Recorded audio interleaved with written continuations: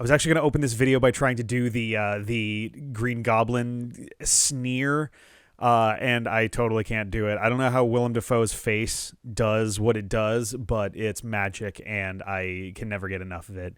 Welcome to another R-rated review.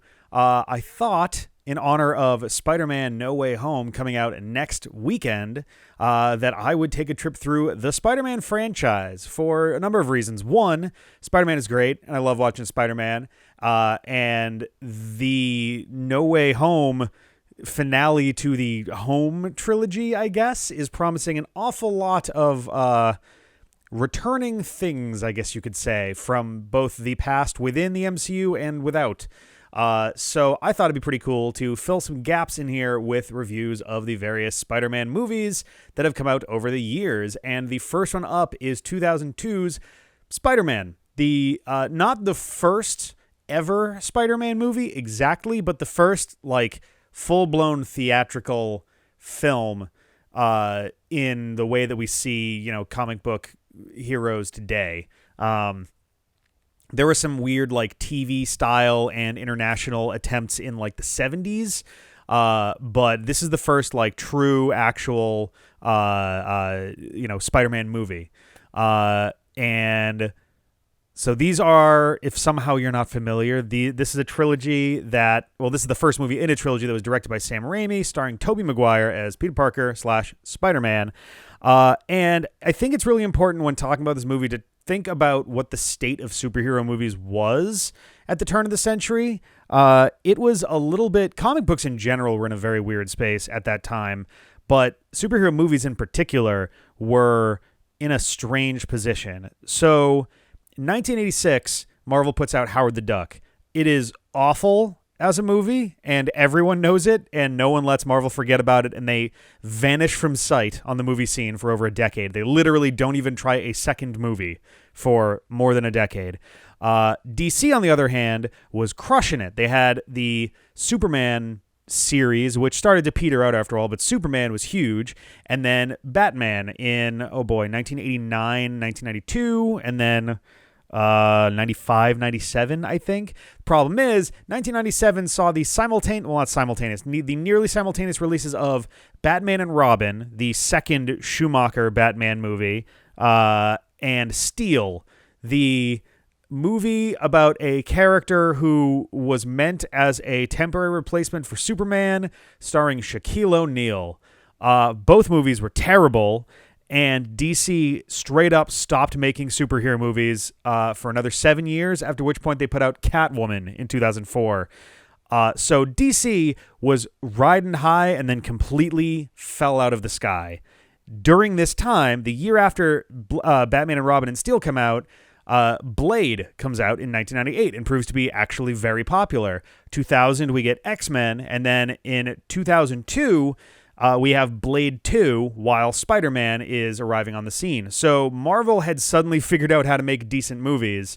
And I think Blade, X-Men, and Spider-Man are a really good 1, 2, 3 punch of solid superhero movies that manage to marry some of the camp that late 90s superhero movies were trying with a little bit more of a grand kind of scale. And at the same time as all of this, we also had in 2000 Unbreakable, M. Night Shyamalan's movie that is still probably one of the best deconstructions of the superhero mythos that's been put to screen. So the world of comic book movies was in this really interesting state of transition. And Spider-Man is kind of Spider-Man, X-Men, and Blade all having trilogies going into the 2000s was kind of the last gasp, I guess, of that kind of campy, kind of serious, like middle ground, style of movies where they were trying to not just adapt. They were trying to make an adaptation of these comic books that was going to be taken a bit more seriously, but they were also still trying to stay pretty true to the source material.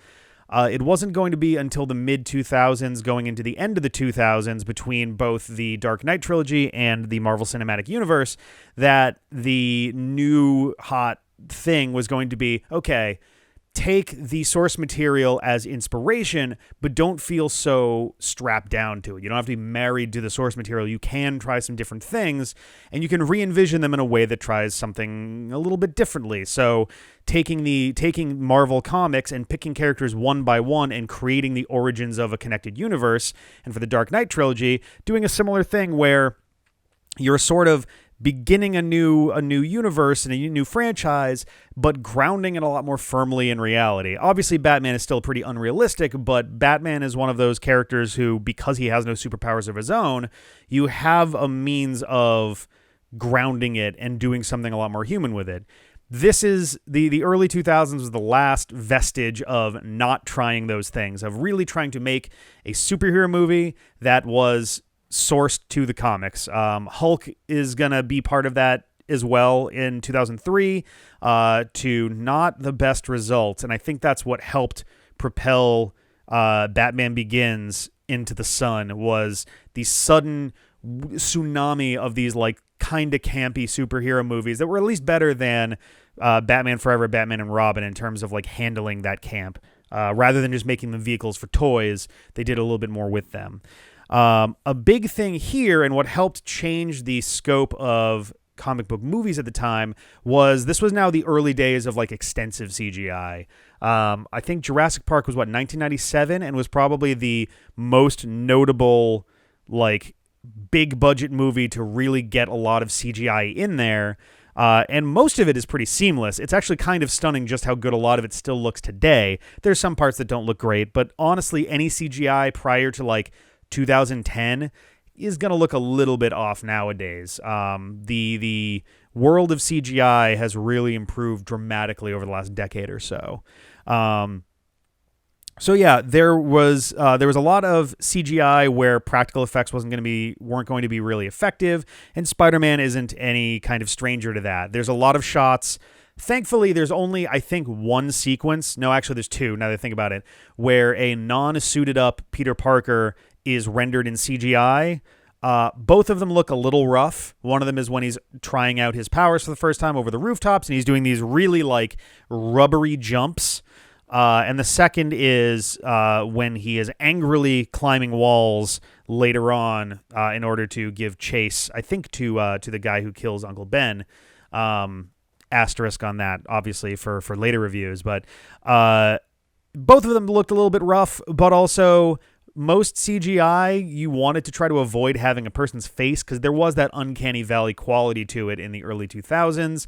And that was something that was really helped by Spider-Man not having any of his face visible most of the time. Usually his entire head is masked up, which means you don't have to worry about particularly human features when you're doing CGI. And so the CGI looks a lot cleaner, and it looks a lot less jarring, and it blends a lot better. So I think that was something that worked out really well for Spider-Man. The intro sequence did a very common 2000s thing. You have what amounts to like this visual effects package where you've got all these like swooshing around things and all of those. It was really big in the 2000s, stopped being big, somewhere, around the time 2010 came around. Nowadays, if you're going to see those, it's usually more during the closing credits, and it's usually going to be more like I don't know how to describe the difference here. Instead of a visual effects, like a 3D visual effects credit sequence, more often than not, it's going to be like a graphics display. Like there's going to be a lot of graphical things and more animated, but maybe less 3D. There are exceptions. There's plenty of 3D sequences that are being used for closing credits. Black Panther did it. Avengers Age of Ultron did it. WandaVision actually did it as well earlier this year to great effect. I really, really love the closing sequence on that, using the actual pixels, not the pixels, but the kind of CRT pixels, subpixels as like the voxels essentially for a big 3D effect.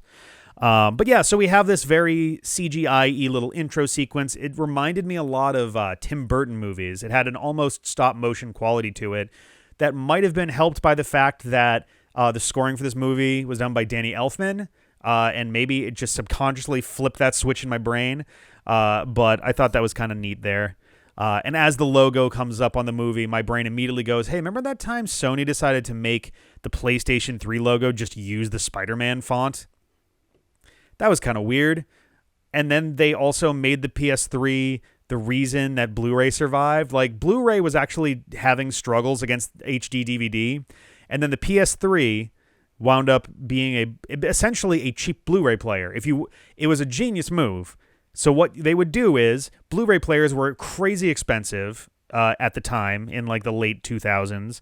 And so the cheapest way to get a Blu-ray player was to buy a PlayStation 3. It was literally like half the price of a Blu-ray player, and it played Blu-ray, so it was kind of a no-brainer. And video game consoles are usually sold at a loss, at least to start with anyway. So you sell the consoles at a loss, and then you sell the video games on top of it to make that money back. Those games being Blu-ray games, which means that the Blu-ray technology is being constantly funded, and lo and behold, Blu-ray won over HD DVD. And it wound up not even being close in the end. I don't think I actually ever bought any HD DVDs, but I was definitely expecting HD DVD to win out in the end, but it's the way it works. But yeah, so the CGI in this movie, when it comes up, when it's Spider-Man, it looks fine generally, but any other effects looked a little bit weird. There's a few CGI web effects when they like actually land on a person. They kind of look like molded plastic. Like they look like a toy of a spider web. And this one's more of like a matching of CG and practical, but there's a point where near the end of the movie, Spider-Man is... Actually, this is kind of near the middle of the movie now that I'm thinking about it. Spider-Man is trying to dodge a bunch of spinning, bladed pumpkin bombs, basically. And he does this weird sideways jump and then comes back to the middle and then jumps straight up and brings his knees to his chest and then leans. And it's such a strange... It's not even the CGI's fault. It's like they decided how they wanted Spider-Man to move, and then they animated the blades to like move in a way where they would look close but not quite hit him, which like is the way you do that. But the exact moves that he makes are so weird. Like, it doesn't feel choreographed. It's like they told a stuntman, hey, jump around for a second and we'll figure it out. And it looks very weird. Thankfully, and then there's stuff like a pumpkin bomb disintegrates a bunch of Oscorp board members, like turns them into cartoon skeletons, and they fall. And it looks ridiculous. And I don't know. It really leans into the camp element of this movie, and I will get there, but the CGI was a little rough, and the skeletons also were kind of awkward looking during that point. On the flip side, the practical effects in this movie are great, like really good. There's a lot of practical shots involving like spider sense. Now they'll do a quick little carefully spliced together sequence when it's like zooming in and then a thing happens or whatever, but they have a couple bits where Flash is trying to like deck Peter, and it's choreographed in a very specific way where Tobey Maguire can safely move out of the way quickly, but it looks like he's just barely getting out of the way, but very casually. And I really like how those are shot. They look really good. And there's a point where we see it from Peter's perspective where the fist comes and like, I'm going to bump the mic here, but the fist comes this way and it goes slowly and he watches it go out and then come back in. And you can tell that it's, 2 or 3 different shots like added on top of each other with green screens, but the green screen looks pretty clean. There's a really, really tiny bit of like contrast difference between some of them, but like honestly, if you're not looking for it, it looks pretty damn clean, and it's really well done. The sets generally look pretty good, but they all look kind of fake, and that's both the like actual physical sets they're walking on, where some of them look like, if you've ever been to Las Vegas looks, especially in the daytime, at night you don't notice as much, but in broad daylight, it looks like Disney World for adults in both the good and bad ways. The bad ways being everything has this clear facade to it, like it's all a little plasticky looking. And the reason for that is there's a bunch of drunk idiots there, millions of them every day, so they have to make sure this stuff can actually like withstand, dumbasses. But in a similar way, there are a lot of sets that look a little fakey in the same way. Like, for example, the balcony where Harry and MJ and the board members are hanging out during the World Unity Day festival, whatever it is, looks super fake. Super fake. The only piece of it that actually looked good is it starts to crumble and MJ falls back, and one of the little pillars inside kind of gets loose and like spins off to the side. That one looked really good. That actually looked really good. But a lot of the sets look a little on the cheap side, a little overly staged. But again, that's kind of that DNA from the late 90s comic book movies that's coming in. So I can't fault it too much for that, because that's just how those movies were made. On the other hand, you also have these exterior shots, and there aren't that many, but there are some like exterior. Oh no, what's the name of the shot? It's nope. There's a type of shot where you are showing it so that you have in your brain the place that it is, and I can't remember the name of it. I think it starts with an E also. Establishing shot. There we go. Establishing shot.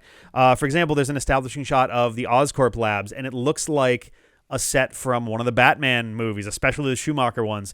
And it doesn't feel all that bad. It actually seems fine. I don't mind that too much. And I think that's because this movie has so much camp in it that it does blend with everything really well. And in addition to this dedication to all these like practical sets, they also have a couple really intense practical shots that I like. For example, the first time Peter crawls up a wall, when I was a kid, or 13, whatever, when I saw this the first time, I was like, how the hell is he on a wire? How the hell is he doing this so smoothly? Later on, I realized the shot is being taken at a 90-degree angle, and they recreated this wall, or they just built it and then did this with it, and he's just on his fingertips. I think he's actually being held up by his back perpendicular to the wall, and he's kind of like that way he can kind of slink along it. But it's such a cool effect, and it looks really good. Like you honestly, the effect is sold very well. The other one, this like Kubrickian dedication to perfection, the infamous lunch tray shot. So there's a point where MJ slips on some disgusting orange-brown sludge on the ground. It looks like a big pile of spilled old orange juice or something. I don't know.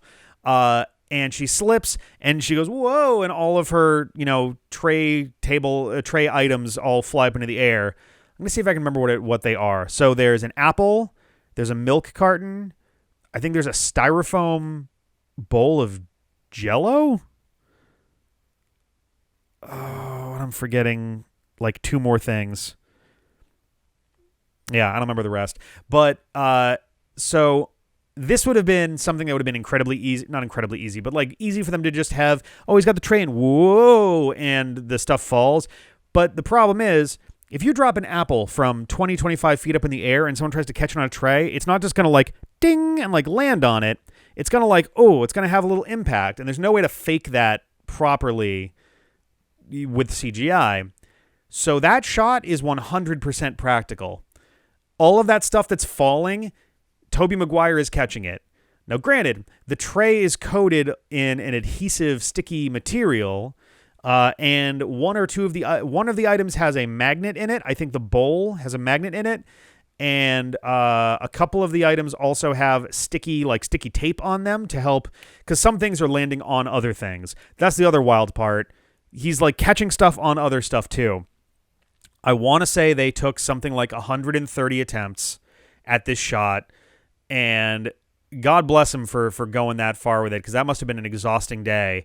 But in the end, they got a shot where Tobey Maguire has Kirsten Dunst in one arm and a blue tray in the other, and he catches a whole bunch of shit that sticks on there, and then there's like 3 lines of dialogue. They couldn't even have the Aliens moment. If you've ever seen, I think it was Aliens, where Ripley does the behind the back basketball shot. I think that was literally the first take. It was within the first 3, but I think it was the first take. And they had to cut away quickly because one of the other people on set was like, whoa, like they just couldn't not respond to that. And they had to very carefully cut around it, so it's very jarring. But that was also a practical take, by the way. So very cool shit with that. On the flip side, they made a really dumb error when Peter Parker saves MJ from the World Unity Day. He's got her here, and they're swinging, And if you ever just look at that shot on its own, you may notice two things once you've looked at it a couple times. One, Spider-Man isn't moving. Not just like, oh, he's staying very still. It's a mannequin Spider-Man that she's just grabbing onto. And they rotate the camera. It's really awkward. And also, there's a bunch of wind blowing and stuff as they're moving. Except the wind is blowing in the wrong direction. The wind is blowing her hair back, except she's facing back where they came from. Her hair should be going... Instead, it's going the opposite. So she's holding onto a mannequin Spider-Man while her hair is blowing backwards. Really awkward, very bizarre. I don't know how that wound up happening. And a lot of these like weirder quirks of the movie kind of lean into, like I said before, the early 2000s was kind of the end of camp. And even these movies themselves got progressively darker. Blade started dark and got, I guess, campier a little bit, but darker. X-Men definitely got a bit darker, and Spider-Man absolutely got darker. 1, 2, and 3 progressively get darker and darker as they go, or at least they're trying to. The comic book tone of this movie is like a 9 out of 10.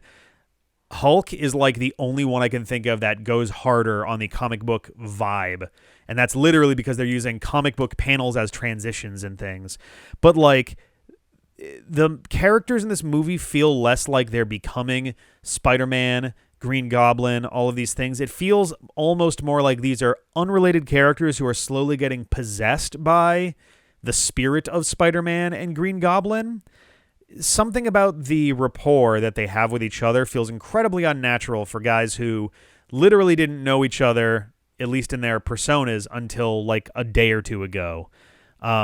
The banter they have is like really strange. And then there's lines where like, so everyone is calling Norman Goblin because I guess Jonah Jameson, when he came up with the nickname, everybody decided to go with it for that. But also there's the line of like, out am I? And Peter's like, it's you who's out, Gobby, out of your mind. And it's like, one, that's an extremely oof line, like, yikes. But also, out of your mind, it's you who's out, Gobby. Gobby is definitely like a nickname that Spider-Man has used in the comics, but like, there's no way that that's going to come out of, Tobey Maguire's mouth during all of this. It's just a little bit off. I don't know. This movie is obviously famous for a ton of its memes. I'm something of a scientist myself. I wouldn't want to fight me neither.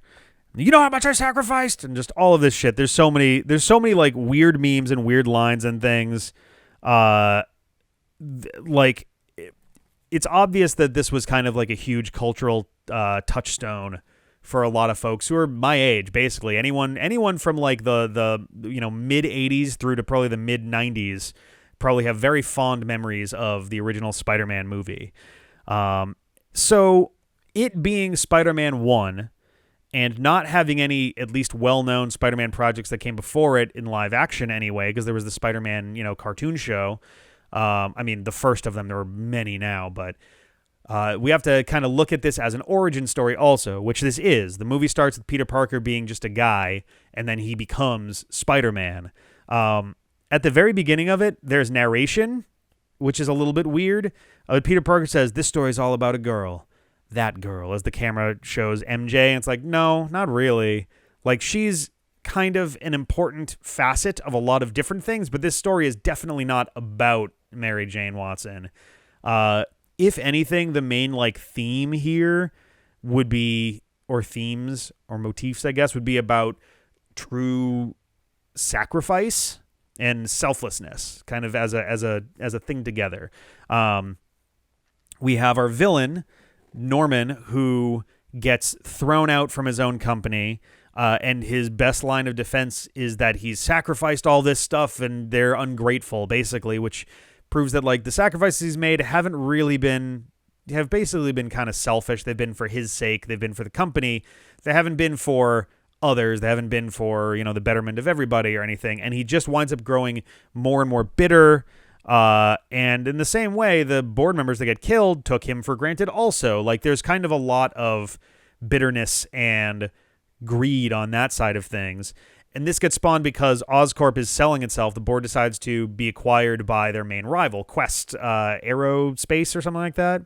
Meanwhile, Peter, at the start of the movie, winds up after he starts being affected by the spider bite, has to learn that selfish use of these abilities can lead to despair, can lead to, tragedy.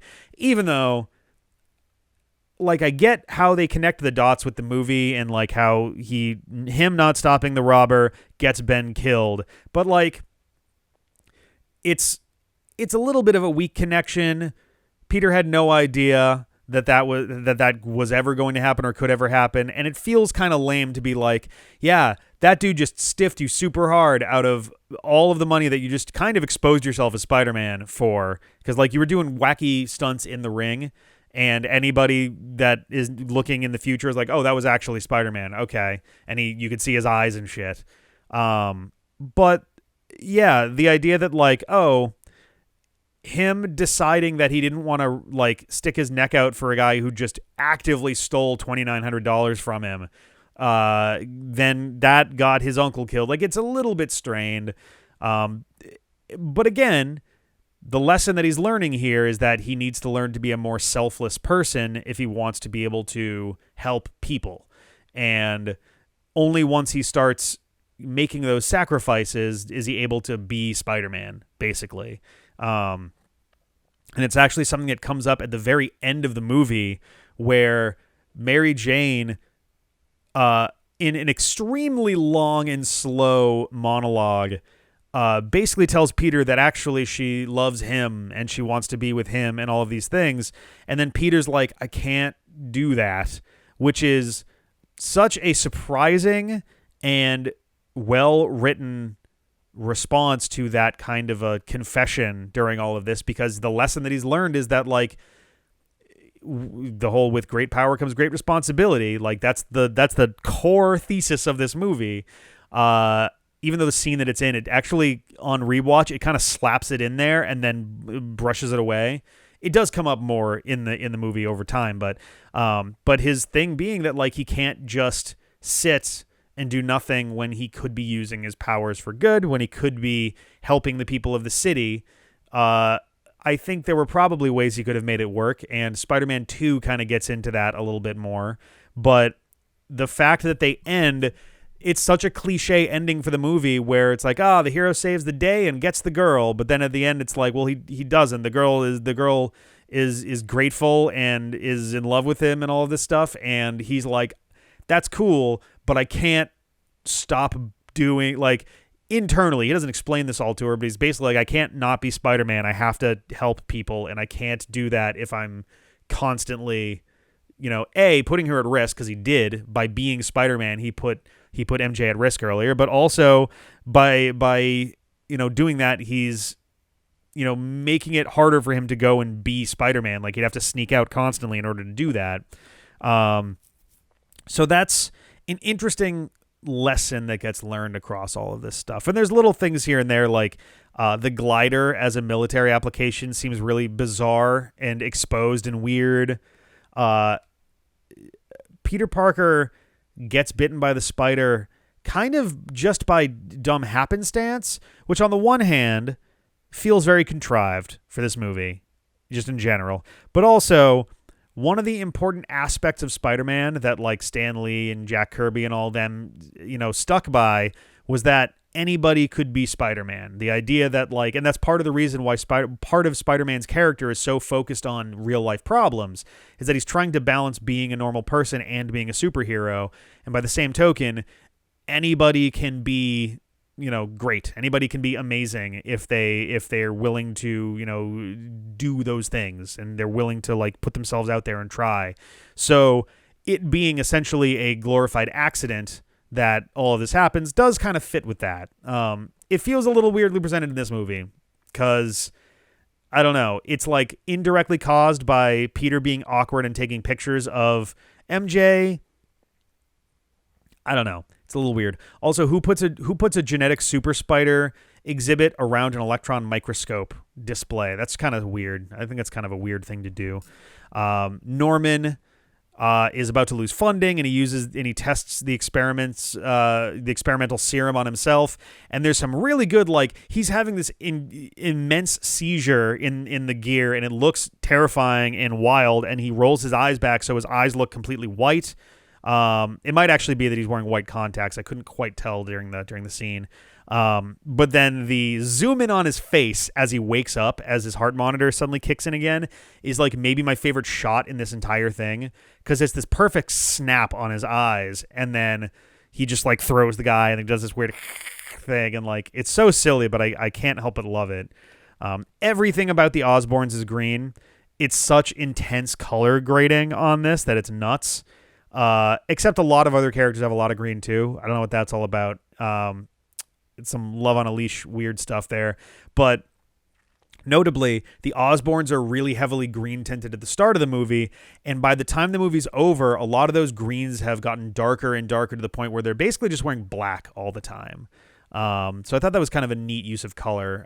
Star Wars did some similar things with that, where Luke starts out wearing like beige and white and all of these things, and progressively has more and more dark colors on, until finally Return of the Jedi, where he's wearing completely dark clothes, but when he gets like his outfit ripped open, you can see that it's still white underneath, because it's actually just a facade so that he can be the hero and all of that, and that's pretty cool. The biological nature of Peter's powers are really uncomfortable to me. The little finger grippies are super weird. The biological web shooters are so gross. They make me so uncomfortable. They didn't bother me that much as a kid, but now it's just like, oh, they make this weird sound when he squirts it out. It's so gross and so weird. Like, what does that feel like? I don't like it.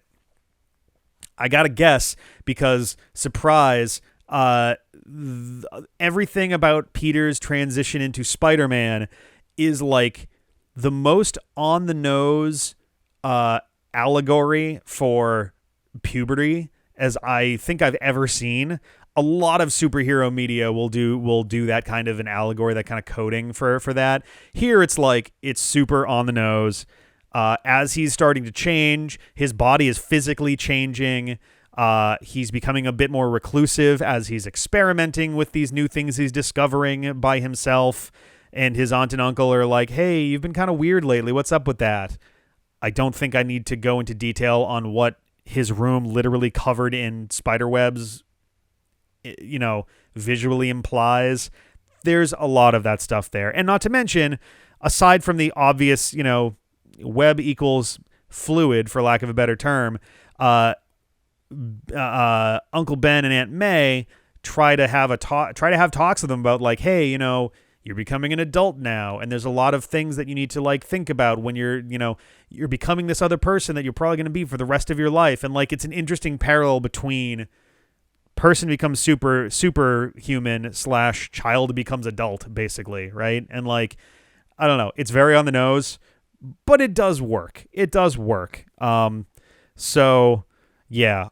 I also love, there's a line, "You're acting so strangely, Peter," and his response is, "Okay, thanks," and he closes the door. Like, it's so weird. Oh my God. We got Bruce Campbell and Macho Man Randy Savage in the same scene for the wrestling scene, and I thought that was really great. Getting paid $3,000 for surviving 3 minutes in a cage match seems nuts. Like, that's a ridiculous amount of money to give someone for 3 minutes of their time. Not to mention, I don't know how to tell you all this, but wrestling is scripted, generally speaking. There's some improv in there, but it is scripted. But this doesn't seem to be scripted in any way. It's an actual, like, no holds barred wrestling fight thing. So people are actually getting thrown from the ring and getting seriously injured, and they sign waivers and stuff. And it's like, this is such a weird, because wrestling doesn't really work like that. Like, not really. Trying to do wrestling moves on TV work because both parties to the move are in on the move. Like, you can see it. Anytime someone goes and does like a choke slam and they throw them up and then they come down with them, look at the legs of the person getting slammed. You're watching them jump. They're propelling themselves into the air to make it look more intense. Like, I don't know how the wrestling thing here is supposed to work if they're actively trying to hurt each other. Also, Peter has a line that does not age well, and we'll just leave it at that. So yeah. After Ben gets killed, we have a weirdly Batman sequence because Spider-Man is fueled by revenge, and he goes and finds the guy who shot Uncle Ben, and he confronts him, but he can't bring himself to do anything about it. So the guy tries, and it's like him sneaking around in the darkness and stuff and dropping on him like Batman, and then the guy falls out the window and to his death. So Spider-Man has killed a person indirectly, but he does. If he never showed up, that guy would be alive. And then when the cops show up, he mysteriously vanishes, even though he had no way to do it. Very Batman. Very strange. It's so weird. And then there's shots where Peter is ripping open his shirt to reveal the Spider-Man stuff underneath. So very Superman shot. And like Aunt May says, you know, you're not Superman. And one of his like testing things when he's trying to figure out the password of his web shooters is Shazam. Like it's this weird, I don't think it was a dig at DC, but it's like a weird amount of like, you know, hey, DC's not doing anything lately. Let's just steal a bunch of their like usual stuff and we'll just go for it. So I don't know what that's all about, but I've kind of wandered into sort of into general things, but I will start focusing my points again soon. I really like, actually, you know what? I'll save this bit for a second. Let's get into the casting in general here. Everyone looks way too old. At least all of the kids who are supposed to be in high school look way too old. I think it's supposed to be high school and not college. I guess I'm not sure. I think it's supposed to be high school. Do they ever actually say? I don't actually know. I think it's supposed to be high school, though. Tobey Maguire was 26 when he played Peter Parker. He got by with his baby face, but it is kind of strange that he was 26 years old when he played Spider-Man, and he was playing essentially an 18-year-old. Like, it's not crazy. We've seen worse. Dear Evan Hansen is a pretty good example of, like, someone who looks definitely not the right age anymore. Was it Ben Platt, I think? So Tobey Maguire is now 45, or now he's, 46. So he is actually currently as old as Willem Dafoe and J.K. Simmons were for Spider-Man 1, which is very bizarre to think about.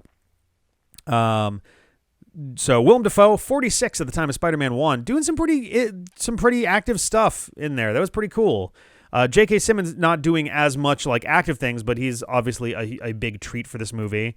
Kirsten Dunst was only 19. She was actually playing pretty close to actual age, despite the fact that she looked equally as, like, she didn't look as old as, say, the guy playing Flash Thompson, who looked like he was like 35. But she did seem like she looked older than like high school aged.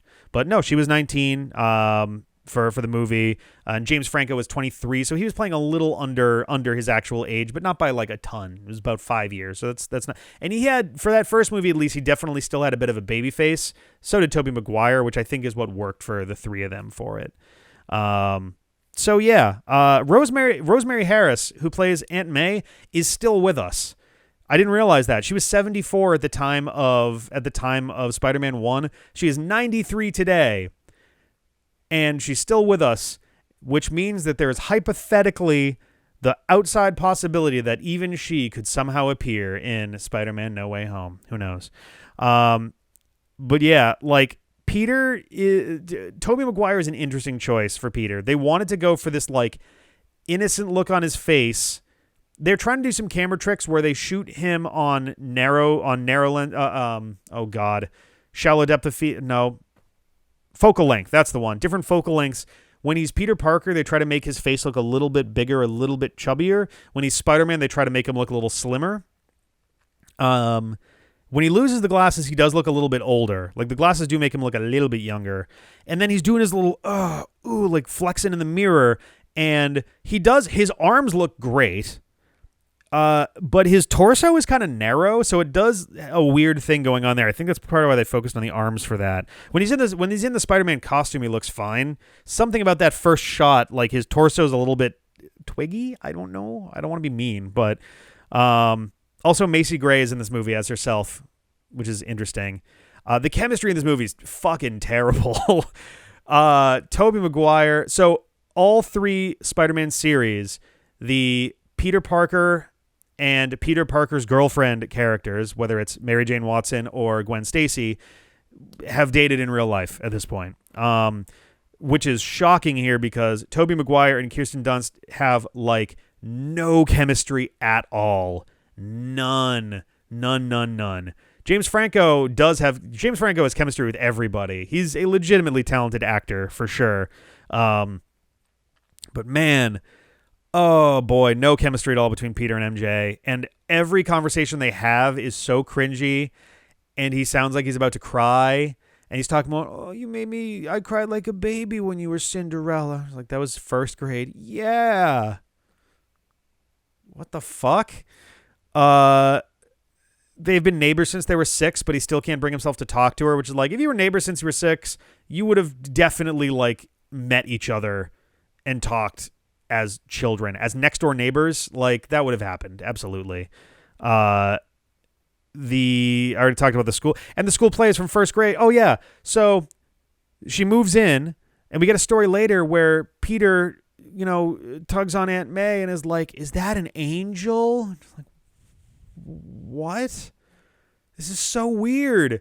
And then he goes and almost cries at a school play later that year. Like, what the fuck is this? It's so strange.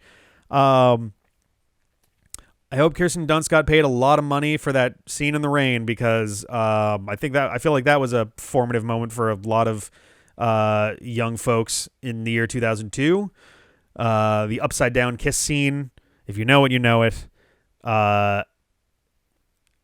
Yeah, there's when MJ has her love confession at the end, she says that like, there's only one man who's always been there for me, and it's like, you two have barely ever spoken. That is such a lie. He's not always been there for you, and it's like and it's so weird because it like the way that it's written, it almost feels like someone in a friend zone is trying to write a character who's getting pulled out of the minor leagues and out of the friend zone, which ironically then gets flipped around because he winds up saying like, I'll always be your friend, and she stands there crying while he walks away at a funeral. It's so weird. Yeah, I don't know. Also, MJ confessing that when she was having like her near-death experience, she wasn't thinking about Harry. She was thinking about Peter, which is like, oof. Oh, oof. Poor Harry. Yikes. The dialogue in general in this movie is really bad, but I think part of that is because they were trying to write it like a comic book. In comic books, a lot of time, characters just exposit like crazy. They just do. Uncle Ben and Aunt May talk a lot in their first scene about just like, here is how we live and the way of things. And it's really stilted and strange. Everything's really hamming on the nose. When Norman is trying to talk Peter into joining him in doing what, I'm not entirely sure, to be dead honest. But Peter's defenses are really weak. He's like, I do it because it's right. And I was like, what the fuck? What is this conversation that's happening? I don't understand. There's the scene where Green Goblin crashes in on Aunt May, and they have the like, deliver us from evil and all that shit, and like he gives her like a heart attack or something, and she's in the hospital, and she's like in shock, and she's saying, those horrible yellow eyes, and it's like, it was a mask. What the fuck are you talking about? It's a mask. Oh my god. Anyway, the moral of the story here is that Willem Dafoe and James Franco saved this movie in such a huge way. James Franco is just like normally very charismatic, and in this movie, he's just such a punching bag, like for no reason of his own. Like he did nothing wrong, and he's constantly like, his dad is losing his mind and fucking up his relationship. His, friendship with Peter is getting strained. His relationship with MJ is falling apart because Peter can't stop like hitting on her, not even hitting on her, just wooing at her and stuff. And like, he's just losing and then his dad dies and he thinks Spider-Man's the reason. Like everything is terrible for him, but he does really, really well with it. And he plays actually a really subdued character for the first half of the movie, which I really liked. I thought that was really good. Willem Dafoe is a great Norman Osborn, a great Green Goblin. I'm glad they found someone who straight up just has that kind of face to start with. It helps to sell it in a big way. The cinematography during Norman's internal dialogue scenes is awesome. Second place goes to the scene where you have Norman talking at the Green Goblin mask, where the Green Goblin mask is his persona as Green Goblin. The number one, though, absolutely goes to the mirror shot, where he's standing, and it's this long, distant shot where he's standing in a mirror, and as he's approaching, he starts talking as the Green Goblin to himself, and when it's time for him to be Norman, he's like, did one of these for you, and like he turns away from the mirror and towards the camera, so the reflection that is the Green Goblin is not visible anymore, so now it's actual Norman going, what the fuck is going on? And it's just such a simple little practical solution, and it's done so nicely, and I really, really love it. J. Jonah Jameson is always a treat, and in this movie, he's got his really good establishing moment of when the Green Goblin attacks and demands to know who is taking these photographs of Spider-Man. He refuses to give up his source. It could be that he genuinely doesn't want to endanger an 18-year-old kid to a supervillain. It could be that J. Jonah Jameson is just a very selfish person who's trying to protect his ability to have his sources. Probably a bit of both. It serves both purposes. And I thought that was really cool. And I love the masks when they're whole look terrible in this movie and weird. Spider-Man looks fine. The Green Goblin mask is very awkward and plasticky, but later on in the movie, as you see through the mask more, through the eyes, through the mouth, you can see Willem Dafoe speaking and his eyes bulging out of his head from behind the mask, and it's so visceral and dark and weird, and I love it. And similarly, Peter getting half his mask blown off by a pumpkin bomb allows him to emote a lot more than he would have without. It's the standard cheat for a Spider-Man movie. If you want to have an emotional scene, he's got to lose the mask so you can see his face.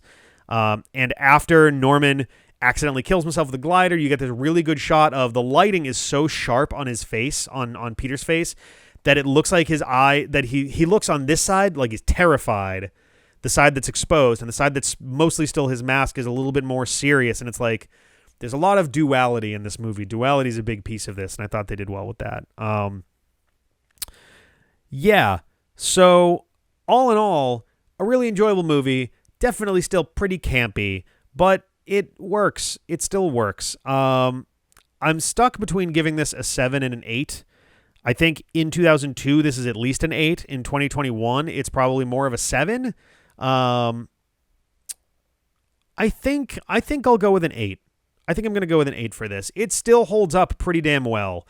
The stuff that's awkward about it was always awkward. It's not like it's gotten worse, minus the one line during the wrestling match. And I really enjoyed watching it again. It was nice to go back and see that stuff. And better yet, I'm going to wind up watching Spider-Man 2, which is going to be a very enjoyable experience. That's going to be a great one. And I would love to hear what you guys think of this episode, as well as the original Spider-Man movie from 2002.